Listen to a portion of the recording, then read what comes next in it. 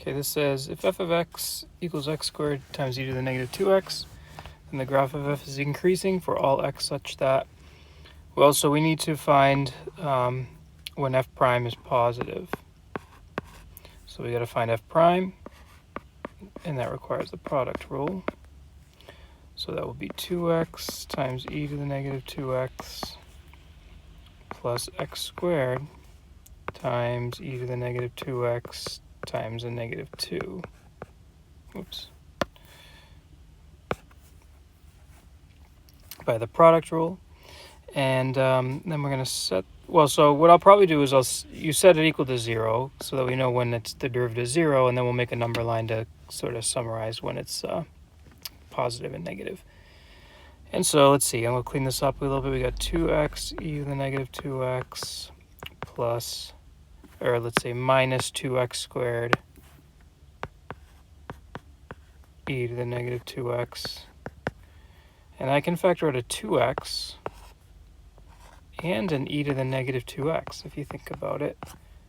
And that leaves behind a 1 minus an x. Okay, now,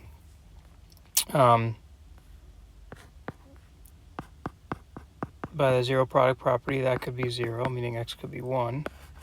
And setting this equal to 0. So one key thing is that like e to the negative 2x, or e to the anything, is always, it is never 0. It's a positive number.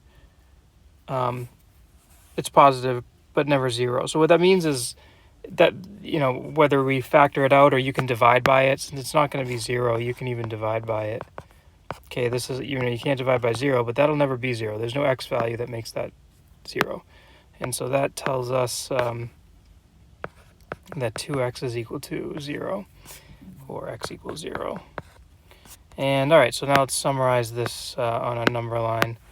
So, all right, we need 0 on the number line, we need 1. And then we got to plug into the derivative to capture when it's positive or negative. And so again, let's use this representation for f prime down here. Okay, the factored one I just referenced. All right, so again, I kind of already made the case. This is always positive, so we don't even have to plug anything into that. That's always positive. If I plug in a number like 5, that would make the 2x positive. So I'd have a positive, e to the 2x is positive, and then 1 minus 5 is a negative number, so that would make it a negative.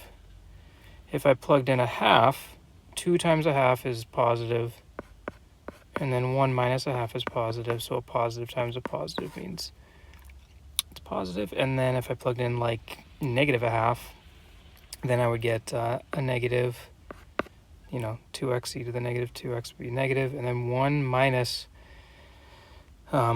negative a half is a positive, but together that would make it a negative. And so it looks like our graph is decreasing here, increasing here, and decreasing there, and so our answer is right there, which is A.